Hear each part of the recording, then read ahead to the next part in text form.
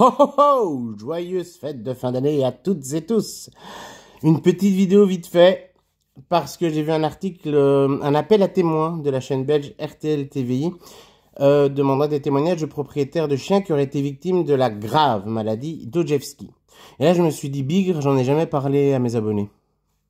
Après, tu vas me dire, c'est une maladie, je suis pas vétérinaire, je suis comportementaliste, donc pourquoi en parler? J'ai pas parlé de la maladie du carré, j'ai pas parlé de la leptospirose, bon bah, c'est pas mon job.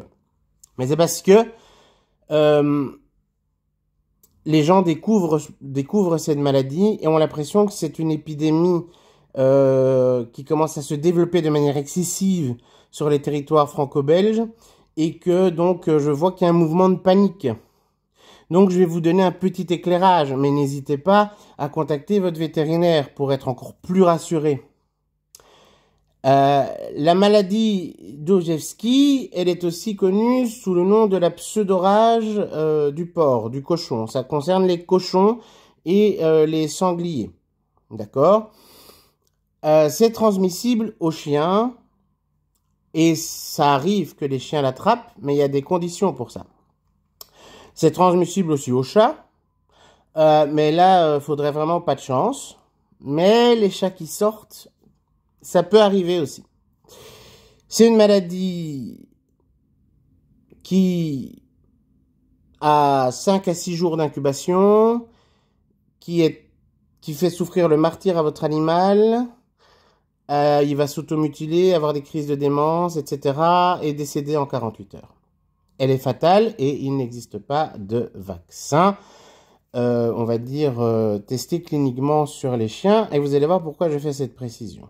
Alors, c'est une maladie horrible, mais pas de panique. Pas de panique. Elle concerne surtout le cochon et les sangliers. Bon, qu'est-ce qui va vous intéresser? C'est... Oh gars, c'est une maladie fulgurante qui va faire souffrir mon poilu. Qu'est-ce qu'on doit faire? Est-ce qu'il faut s'inquiéter? Comment protéger notre chien, notre chat? Bon, moi je vous conseille toujours, hein, appelez votre veto. Attendez que la fin des fêtes, hein, il risque pas de l'attraper tout de suite. Mais cette maladie-là, pour la voir, comme ça a un rapport avec les cochons et les sangliers, vous aurez compris qu'il faut être en contact avec un cochon ou un sanglier. Bingo. Si, petite précision pour encore plus vous rassurer, si votre chien entre en contact avec un chien contaminé en période d'incubation, c'est-à-dire que la maladie est en train de se développer en lui, d'accord?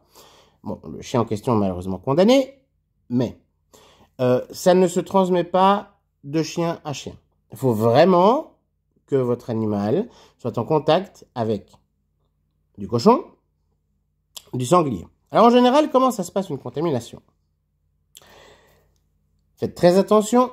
Déjà, moi je ne vous conseille pas de donner de la viande de porc tout court à vos animaux. Mais si vous leur en donnez, car vous êtes libre de... Hein, c'est la vie. Surtout jamais cru. Et toujours très bien cuite. Cuite à cœur. C'est pas du bœuf, ça se donne pas cru. On cuit le porc à mort. D'accord? Et si vous donnez d'aventure du sanglier ou du marcassin, pareil. Alors, à moins d'être fermier, d'avoir un chien et un élevage de cochons contaminés, vous allez me dire, mais bon, alors du coup, je donne juste pas de viande de porc à mon chien, et ça devrait aller. Globalement, oui. Ou de sanglier. Mais, faites quand même attention, quand vous vous baladez dans les bois, on a des sangliers en France et en Belgique. Alors, je vous vois déjà paniquer, dire, wow, wow, on promène plus, là! Pour qu'il l'attrape, votre chien, il faudrait qu'il soit en contact direct, qu'il ingère ou qu'il se roule dans des excréments de sangliers contaminés ou qu'il dévore une carcasse de sanglier contaminé, ou de cochon qui se serait perdu quelque part. Vous avouerez que c'est rare. Donc si vous surveillez bien votre chien, comme je suis certain que vous le faites, il n'y a pas de problème. Mais alors, qui est le plus concerné? Parce que moi, j'ai entendu quelqu'un me dire « Ouais, mais il y a un vaccin, calme-toi et tout ». N'allez pas voir votre vétérinaire en lui demandant un vaccin contre la maladie d'Ojewski. Pourquoi? À votre avis, quels chiens sont vraiment concernés par cette maladie avec tout ce que je viens de vous dire?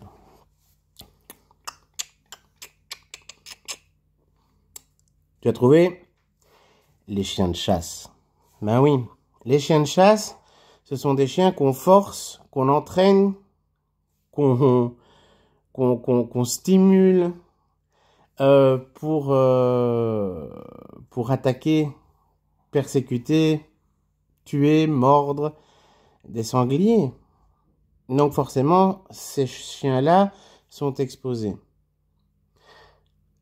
Et ce sont ces chiens-là majoritairement qui attrapent cette maladie. Et pourquoi vous avez entendu parler d'un vaccin? Parce que la maladie d'Ojewski, la pseudorage du porc, il existe un vaccin conçu pour le porc. Certains chasseurs demandent à leur vétérinaire, qui alors engage toute leur responsabilité, à utiliser ce vaccin dédié aux cochons et aux... Enfin, on dit porc, la distinction, c'est que les porcs, c'est voué à la consommation humaine après. Hein. C'est ça la différence entre un cochon et un porc. Un porc, c'est en gros un cochon qui mort qu'on va manger. Par in extenso, donc un cochon d'élevage. Et donc, ces chasseurs demandent à leur vétérinaire de vacciner leurs chiens avec ce vaccin, mais ce vaccin n'est pas fait pour les chiens, n'est pas, y a pas de, on n'a pas fait les tests cliniques nécessaires pour les chiens. C'est un vaccin destiné aux cochons. Donc, si un vétérinaire accepte de le faire, il s'engage lui-même, hein, parce que c'est pas un vaccin, c'est pas fait pour, quoi. Hein. Mais les chasseurs, hein, dans leur logique, ils se disent bon ben c'est mieux que rien, parce que mon chien court un risque si je commence comme ça à l'entraîner à attaquer à le conditionner à attaquer des sangliers dans la forêt. Mais bon, après tuer des sangliers c'est ma passion, donc je vais pas arrêter de le faire. Donc autant injecter un vaccin à mon chien qui n'est pas fait pour. La logique c'est ça. Vos chiens de compagnie n'ont pas besoin d'être vaccinés contre ça et il n'existe pas de vaccin pour chiens et chats de ce truc-là. Donc, n'allez pas demander ça à votre vétérinaire. Donc, je résume. On voit fleurir partout une nouvelle maladie. La maladie d'Ojewski. La pseudorage. À la base, c'est pas une maladie qui concerne les chiens. Il ne faut pas vous inquiéter. C'est très rare qu'un chien l'attrape. Même les chiens de chasseurs, ils y sont très très exposés. Ils l'attrapent pas tous, évidemment.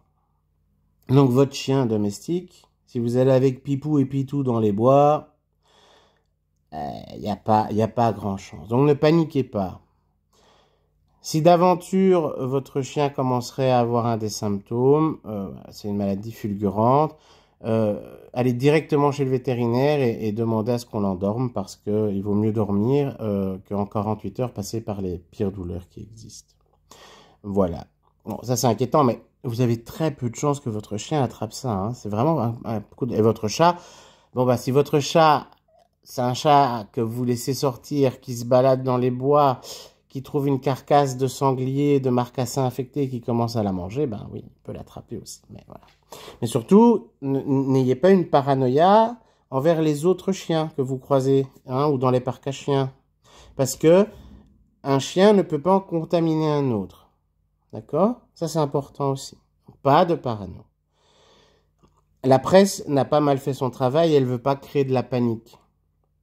Mais évidemment, vous voyez une nouvelle maladie arrive en France ou en Belgique pour les chiens, fatale, super dangereuse, en 2 jours votre chien meurt dans d'autres souffrances, vous paniquez, c'est normal. Et donc moi je voulais faire ça pour vous rassurer pendant ces fêtes où il faut avoir l'esprit un peu tranquille quand même. Donc, qu'est-ce qu'on retient?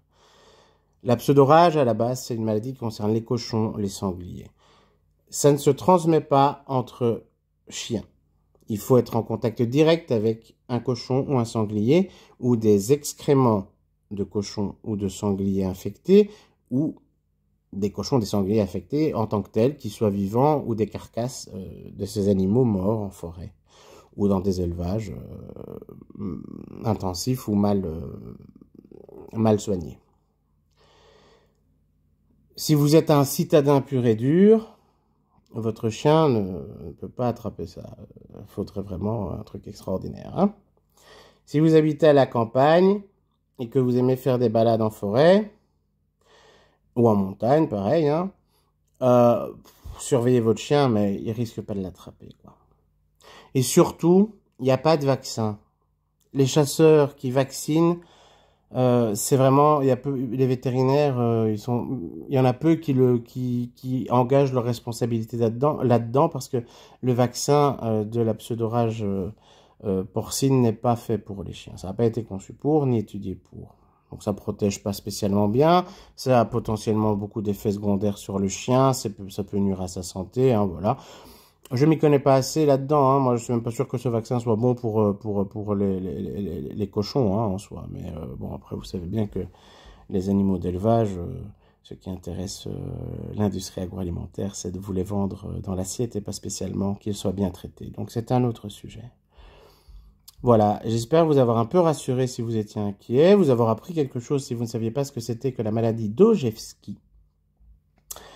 Et aussi vous rassurer sur le fait qu'il n'y a pas une nouvelle épidémie qui tue tous les chiens et qui va, voilà, et que la rage n'est pas de retour non plus, quoi.